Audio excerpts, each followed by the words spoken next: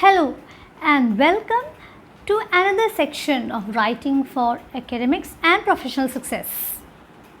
We were dealing with Unit 7, that is writing for professional purposes, Part 1. We have already discussed reviews, case studies and reports. In the last class, we winded up with different kinds of reports, that is recommendation report, evaluation report and feasibility report. We have not completed with the report section. There is another genre of reports, that is progress reports. So let's quickly get started with progress reports. Well, what is a progress report? Why do you write a progress report? Again, a progress report is related to the works scenario, similar to what we saw in the case of evaluation report, recommendation report and feasibility report. This is related to work scenario, not the one which I earlier told you about, the progress report a student receives from an academic institution which informs about the progress of a student. No, it is not that.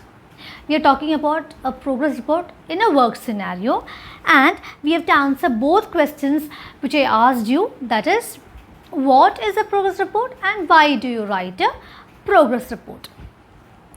So, a progress report is about the progress you have made on a project over a certain period of time. Progress is development. Now, why do you write a progress report? To inform a supervisor, an associate or a customer about the progress of a particular project. This project can be 1. The design, construction or repair of something. 2. The research of a problem. And 3. Gathering information on a technical subject. There is one more question which is supposed to be answered, that is, when do you write a progress report? We write a progress report when it takes over 3 to 4 months to complete a project. In a progress report, you explain many things. We'll enumerate that. First one, in a progress report, you explain how much work is complete, work currently in progress. Third one, remaining work to be completed, that is remaining work to be done. Fourth one, problems arisen, that is in the course of the project. And fifth one, the project in general. So these are the things explained in a project: work already completed, work in progress, work yet to be completed, the problems and overall a general idea about the project.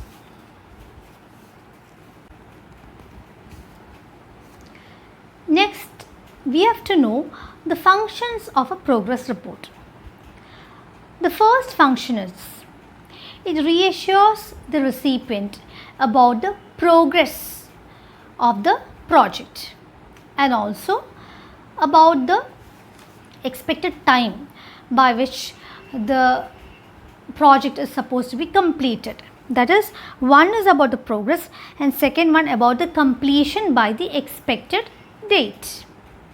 The second one, there is a second function of report, is it provides a brief look at the findings of the project, a short look. Third one is that it gives a chance to evaluate your work, that is your work so far, to judge your work so far. The fourth one is a chance to discuss about the problems in the project. And the last one, that is fifth one, is that it establishes a work schedule, that is the timings. Within a fixed time it starts and stops the project. So that is fifth one, that is it establishes a work schedule.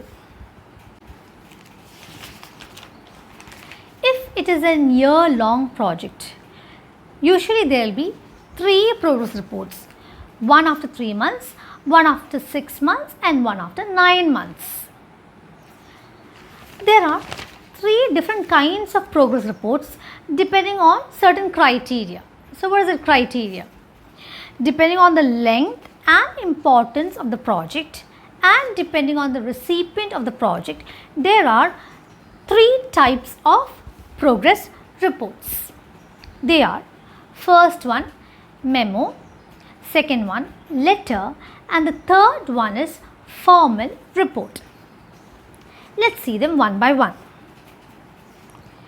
Memo is short and informal.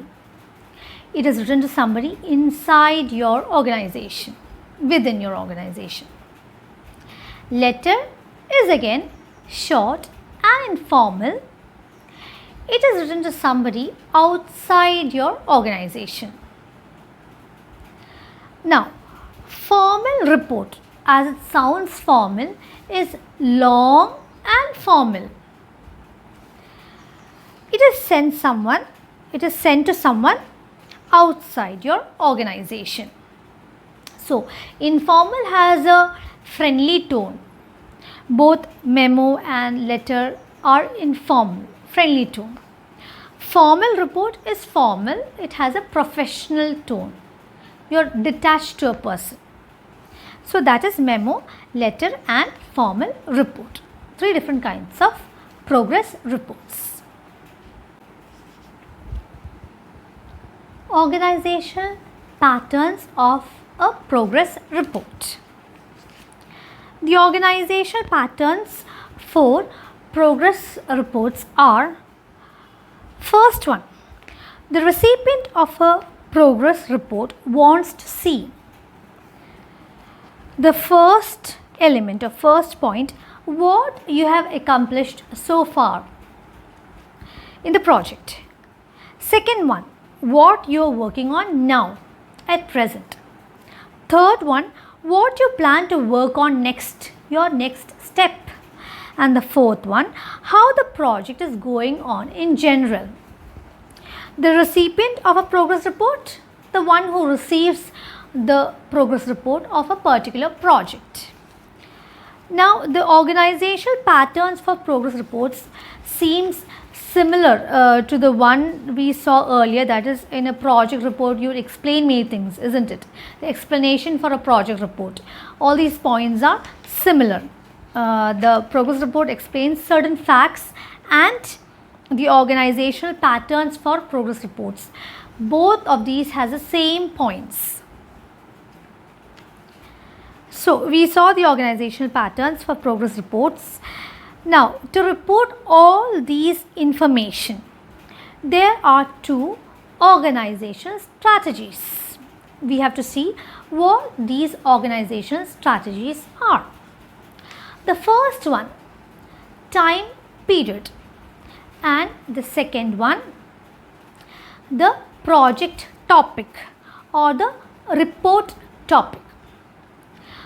A report topic is otherwise called project task.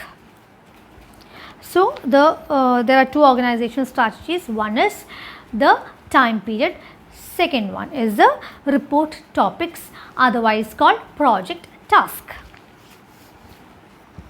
When you are involved in a project, you must summarize the status of the project. What is the status? Now, WhatsApp status delay. What is the status? That is your present condition. What are you presently doing? What is the state of your mind, or what is your mood? All that is status. So, to know things in general, the present condition, we update the status of the project. In a progress report, you summarize, you give a summary. These reports are persuasive. They convince the readers that you are handling the project competently and you are handling the problems responsibly. What is persuasive? Persuasive comes from the word persuade, force, make somebody do something. That is persuade or force. So, these reports are persuasive, that is, they are always behind the project, always watching the project closely so that they can give a progress report on it. They can write progress reports on it.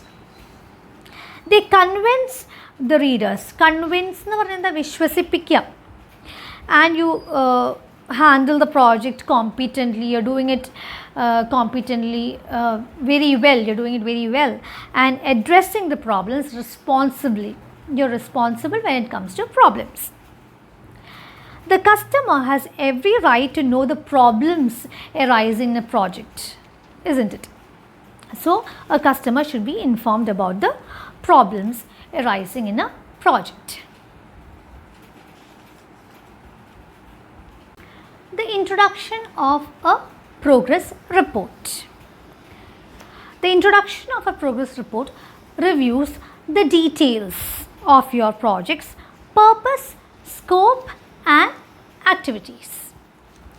Purpose and activities, you know. What is the scope? Scope എന്താ? നമ്മൾ ചോദിക്കില്ലേ, നമ്മളൊരു course join ചെയ്യാൻ പോവുകയാണെങ്കിൽ അതിന് വല്ല scope ഉണ്ടോ, അതിന് opportunities ഉണ്ടോ? It means opportunities or range, അതിന് എന്തെങ്കിലും സ്കോപ്പ് ഉണ്ടോ? Is there A scope for improvement? So that is scope. It's A range or an opportunity for something.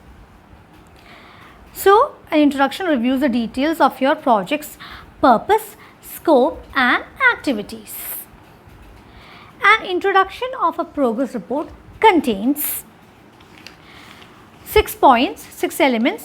First one, the purpose of the project. Why you're doing the project. Second one, objectives of the project. The aims or goals of the project. Third one, scope of the project. Fourth one, beginning date and scheduled completion date of the project. What is beginning date and scheduled completion date of the project? It is when the project started and the date by which the project is supposed to be completed. Fifth one, people or organization working on the project. That is the fifth one. Sixth one, people or organization for whom the project is being done. ആർക്ക് വേണ്ടിയാണോ ചെയ്യുന്നത് ഈ project, അത്. That is the sixth one. And the seventh one is overview of the contents of the project. What is overview? Overview is an outline. Outline എന്താ, ഒരു general idea ഒക്കെ നമ്മൾ പറയില്ലേ, that is overview. So overview of the contents of the report or project is the seventh one. There's one more part of the progress report, that is body of the report. So what is the body of the report? Body of the report contains summary. It summarizes summary of the work completed, then the work in progress and the work coming up. This we have already discussed. It is there in the explanation, organizational strategy and also body of the report. That is work already completed, work in progress and work yet to be completed, to be done. These 3 parts of the work is there. Body of a report contains overall assessment of the status of the project. ഇപ്പോഴത്തെ condition എന്താ, status of the project. Overall assessment. Assessment again evaluation. Also contains schedules, outlines, drawings, expense reports, data and conclusion. Expense reports, ചെലവിൻ്റെ കണക്കുകൾ. Data, information that you've got. Conclusion, you conclude. So that is the body of the report. There is a model report given in your textbook on a semester project. You should read through it to get a better understanding about the format of a progress report. To summarize or to conclude, let me tell you that the distinction between different kinds of reports are fine. They overlap. Overlap എന്ന് പറഞ്ഞാൽ, that is, you can find one particular feature in 2 different kinds of reports. They are very fine. Fine means negligible. കൃത്യമായിട്ട് പറയാൻ പറ്റില്ല ഇങ്ങനെ പാടുള്ളൂ ഈ റിപ്പോർട്ടിൽ, മറ്റേ റിപ്പോർട്ടിലും വേറൊരു തരം മാത്രമേ പാടുള്ളൂ എന്ന്. That is the elements of a particular report of, for example, recommendation report you can find in a feasibility report, and vice versa, the other way around. So that is all about the different kinds of progress reports. We'll meet in our next session. Bye for now.